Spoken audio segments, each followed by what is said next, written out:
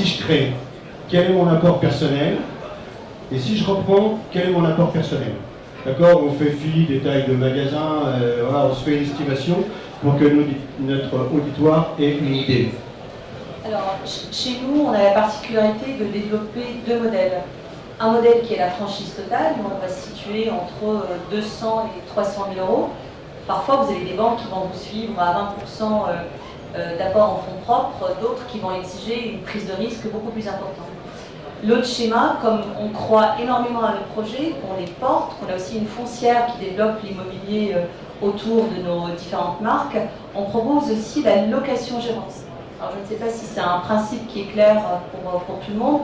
Nous demeurons propriétaires du fonds de commerce, mais on offre la possibilité à des personnes qui, pour des raisons diverses et variées, préfèrent être sur une notion de risque beaucoup plus réduite dans un premier temps, apportent moins finalement de fonds propres et accèdent à l'entrepreneuriat via la location-gérance. Donc je loue un fonds de commerce en vue de son exploitation.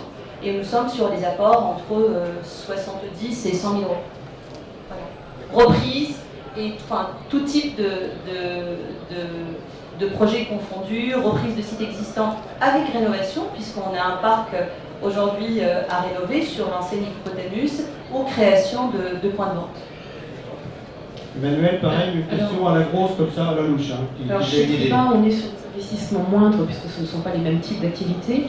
Donc nous, le budget d'investissement est de 80 000 euros pour une création de concession avec un apport personnel de 40 000 euros. Et nous avons une alternative dans le cadre d'une création qui s'appelle la franchise participative. Donc ça rejoint un peu l'idée de la location-gérance, mais chez nous, c'est pas fait de cette façon-là, où sur un secteur plus réduit, pendant 2-3 ans, nous avons quelqu'un qui est seul à exploiter avec un poste salarié associé, et nous-mêmes, nous nous associons avec lui le temps de monter le projet, avec à ce moment-là un apport personnel plus réduit de 10 000 euros. Ça, c'est dans le cadre des créations. Donc, soit une création de concession classique, où vous allez démarrer, intégrer votre équipe, une assistante des commerciaux, déposeurs, avec plus d'envergure, je dirais, dès le départ, une prise de risque effectivement un peu plus élevée et un chiffre d'affaires plus élevé aussi dès la première année, ou alors la franchise participative. Et dans le cadre des ventes de concessions, soit fonds de commerce, soit part de société, l'apport personnel est lié au montant de la vente. Donc je dirais que sur les ventes que j'ai réalisées depuis 5 ans chez Triba, j'ai eu des ventes de tout type de concessions, tout type de chiffre d'affaires, liés beaucoup à la rentabilité de la concession, avec des apports personnels de l'ordre de 50 000 à 200 000 euros, selon la dimension de la concession à reprendre.